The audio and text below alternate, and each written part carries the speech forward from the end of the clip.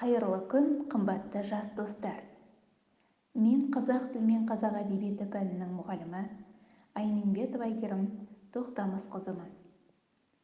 Қымбатты балалар, бүгінгі қазақ тілі пәнінен адамның сырт келбеті мен мінезі бөлімі бойынша жаңа сабағымызды бастаймыз. Сабағымыздың тақырыбы «Бағып қағуда көп мағына бар» деп аталады. Сабағымыздың мақсаты коммуникативтік жағдаятқа сай эмоционалды сөздерді дауыс ырғақтар арқылы қыстырма, қаратпа, одағай сөздерді еркін қолданып, диалогке даярлықсыз қатысу, өз пікірін білдіру. Оқылым және тыңдалым материалдары бойынша негізгі ақпараттарды сақтай отырып, жинақы мәтін жазу. Қымбатты оқушылар, сабағымызды бастамастан бұрын экран алдындағы мына бір тамаша суретке назар аударып көрейікші. Ал енді бұл суретте кімдер бейнеленген? Әрине, отбасы мүшелері бейнеленген. Қанекей, барлығымыз отбасында қанша адам бар екенін бірге санап көрейікші. Я, балалар, сендер менімен бірге дұрыс санадыңдар деп ойлаймын. Отбасында 8 адам бар екен. Олар атасы, әжесі, әкесі, анасы және 2 ұл бала, 2 қыз бала екен. Демек, бір отбасында 8 адам тұрады екен. Ал енді балалар, олардың іс-әрекеттері қандай? Қанекей, бірге ойланып көрейік.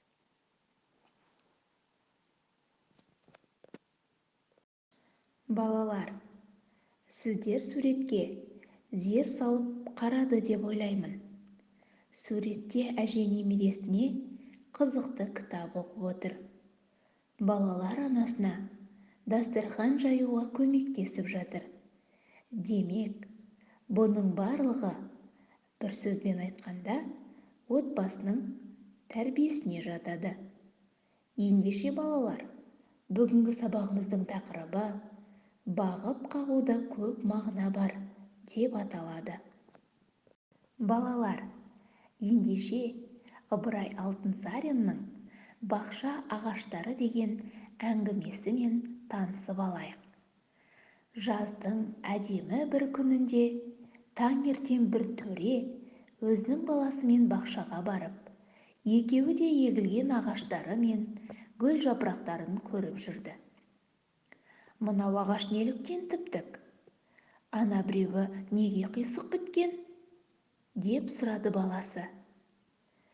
«Оның себебі балам, анау ағашты бағу-қағумен өсірген. Қисық бұтақтары болса кесіп. Мынау ағаш бағусыз, өзі шығу қалыбымен өскен», деді атасы. «Олай болса бағу-қағуда көп мағына бар екен ғой», деді баласы. «Бағу-қағуда көп мағына барында шек жоқ, шырағым. Мұнан сен де өзіне әбірет алсаң болады. Сен жас ағашсың, саған да күтім керек. Мен сенің қате істеріңді түзеп, пайдалы іске үйретсем, сен менің айтқанымды ұғып, орнына келтірсең, жақсы, түзік кісі болып өсерсің. Бағусыз бетіңмен кетсең, сен де мынау қисық біткен ағаштай қисық өсерсің», деді. Балалар, біз бүгін «Бақша ағаштары» деген тамаша бір мәтінмен таныстық. Енді сіздерге сұрақ. Мен сенің қате істеріңді түзеп, пайдалы іске үйретсем, сен менің айтқанымды ұғып, орнына келтірсең, жақсы, түзік кісі болып өсерсің деген сөзді қалай түсінесіңдер? Ойланып көрейік. Бағусыз бетімен кету деген ұғымды қалай түсінесіңдер? Мәтін ішінде қанша, неше деген сұрақтарға жауап беретін сан есімдер бар ма? Ойланып көрейікші. Балалар, біз сабағымыздың тілдік бағдарын анықтамас бұрын, сабағымыздың басындағы тамаша айрандай үйіп отырған отбасының суретіне қайтадан оралайық. Демек, біз отбасында қанша адам бар екенін білеміз, иә? Отбасында қанша адам бар? Әрине, олар атасы, әжесі, анасы, әкесі, 2 ұл бала және 2 қыз бала. Демек, отбасында 8 адам бар. Отбасында қанша адам бар? 8 адам бар. Қанша деген сұраққа 8 деген жауапты көріп тұрмыз. Иә, балалар, сендер дұрыс ойладыңдар. Бүгінгі сабағымыздың тілдік бағдары қанша, неше деген сұрақтарға жауап беретін сан есімнің түрлері және есептік сан есім. Демек, сан есім мағынасына қарай 6-ға бөлінеді.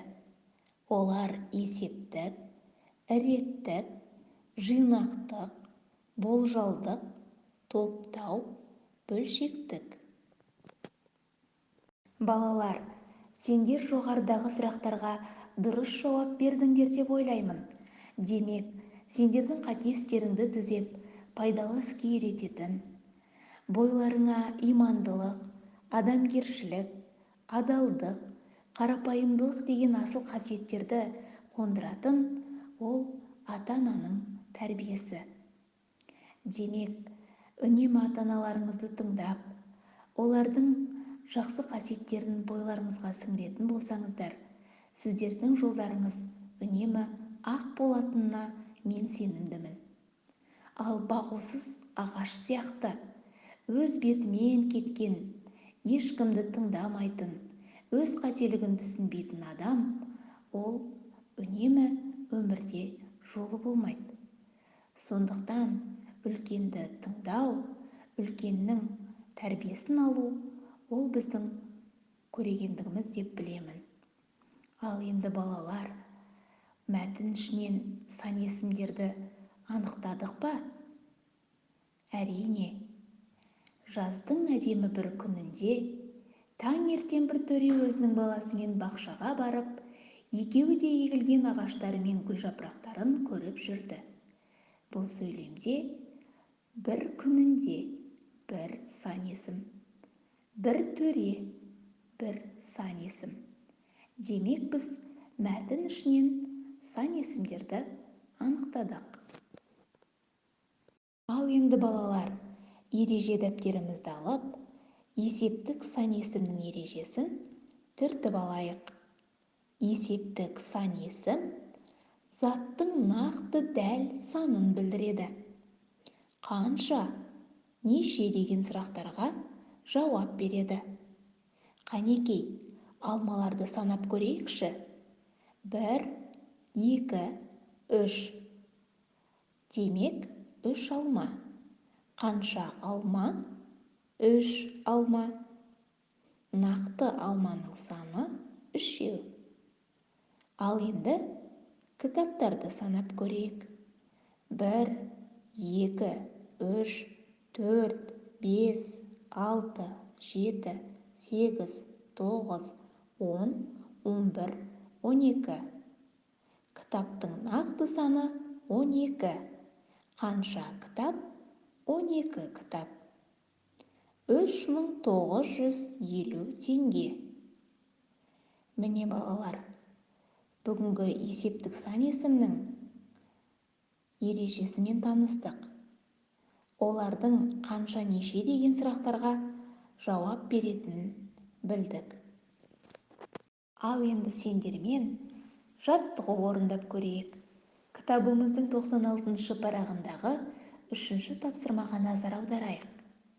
Мәтіннен тірек сөздерді анықтап, оларды есептік сан есімдермен тіркестіріп жазыңдар. Тірек сөздер ағаш, есептік сан есіммен тіркестіру 1 ағаш. Тағы да тірек сөздер бар ма екен? Ойланып, жазып көрейік. Балалар, енді жаттығудың дұрыс нұсқасына назар аударайық. Тірек сөздер: ағаш, бақша, егілген ағаштар. Ал енді есептік сан есіммен тіркестіріп көрейік. 1 ағаш, 6 бақша, 16 егілген ағаштар. Бұл жерде есептік сан есімдер 1, 6, 16. Демек, сендер де жаттығуды дұрыс орындадыңдар деген сенімдемін. Құрметті жас достар, енді жеке жұмыс жасап көрейік. Яғни оқылым, тыңдалым мәліметтері бойынша негізгі ақпараттарды сақтай отырып, отбасындағы тәрбие дәстүрі атты шағын жинақы мәтін құрастырып көрейік. Қане, мен де сендермен бірге ойланып көрейін. Балалар, отбасындағы тәрбие дәстүрі атты шағын жинақы мәтін құрастыра алдыңдар деген ойдамын. Енді экрандағы шағын мәтінге назар аударайық. Халқымыздың сан ғасырдан бергі даналығына құлақ ассақ, адамның бақыты балада деген екен. Ол бала тәрбиесі. Бала тәрбиесінде алғашқы ұстаз ата-ана. Бала үшін үй ішінен ата-анадан артық тәрбиеші жоқ. Адамгершілік, бауырмалдық, татулық, қайырымдылық, әдептілік, инабаттылық сияқты қасиеттер жанұяда тәрбие балаға сөзбен, теориямен дамымайды, үлкендердің үлгісімен сіңеді. Әкеге қарап ұл өсер, шешеге қарап қыз өсер дейді халық даналығы. Қашанда ата-ананы сыйлау, үлкендерге құрмет көрсету баланың басты міндеті. Иә, балалар, шағын жинақы мәтінде ата-ана мен бала тәрбиесі туралы айтады. Демек, сіздер өздеріңізге ең қымбат болған ата-аналарыңызды, ата-әжелеріңізді, үлкендердің барлығын құрмет тұтып сыйлайды деген сенімдемін. Қымбатты оқушылар, сабағымыздың соңында ойланып тауып көрейік. Берілген мақал-мәтелдердегі есептік сан есімдерді анықта. 7 рет өлшеп, 1 рет кес. 1 тал кессең, 10 тал ек. 6 ала болса, ауыздағы кетеді, 4 түгел болса, төбедегі келеді. Енді мақалдардың ішінде есептік сан есімдер бар ма? Ойланып көрейік. Балалар, берілген мақал-мәтелдердің ішінен есептік сан есімдерді дұрыс анықтадық деп ойлаймын. 7 рет өлшеп, 1 рет кес. 7, 1 сандары есептік сан есім. 1 тал кессең, 10 тал ек. Бұл жерде 1 және 10 сандары есептік сан есімдер.